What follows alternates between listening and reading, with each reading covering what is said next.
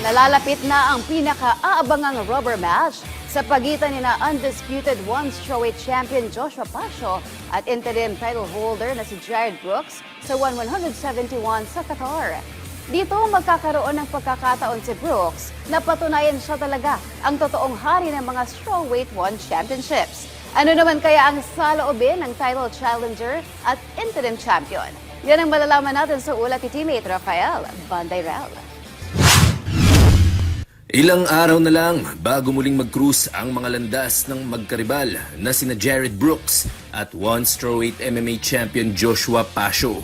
Magtutuos ang dalawa sa ikatlong pagkakataon at dito magkakaalaman kung sino talaga sa kanila ang nararapat na tawaging kampyon ng kanilang dibisyon. Makulay at mahaba na ang kasaysayan sa pagitan ni Pasio at Brooks sa One Championship. Sa una nilang enkwentro, hinablot ni Brooks ang titulo mula sa Pinoy MMA star via unanimous decision. Ngunit bumalik naman ang belt kay Pasio matapos matalo ni Brooks via disqualification sa kanilang rematch noong Marso ng nakaraang taon. Sa kabila nito, inilahad ni Brooks na hindi nakatuon ng kanyang focus kay Pasio dahil mas iniintindi niya ang internal warfare kontra sa kanyang sarili. Yan mismo ang inilahad ng American fighter sa kanyang panayam sa video podcast na The MMA Superfan ni Filipino Combat Sports Insider Nisi Icasiano.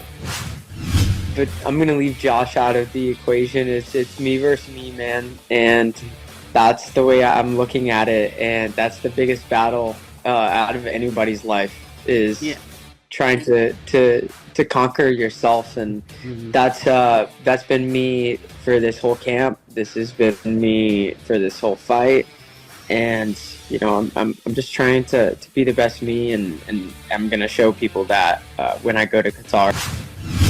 Nasa kakaibang posisyon si Brooks sa kanyang karera dahil 2 beses siyang nakalasap ng talo sa huli niyang 3 laban. Isang disqualification kontra kay Pasio at isa ring controversial na split decision laban kay Reese McLaren. Gayunpaman, hindi naman umano masisira ang diskarte ng tinaguriang The Monkey God. Sa ika-20 ng Pebrero, maghaharap sina Pasio at Brooks sa co-main event ng 171 na idaraos sa Lusail Sports Arena sa Qatar. Sa parehong fight card, babalik sa pagiging aktibo ang teammate ni Pasio at ang dating one bantamweight champion na si Kevin Belingon. Rafael Bandayrel para sa Atletang Pilipino, para sa Bagong Pilipinas.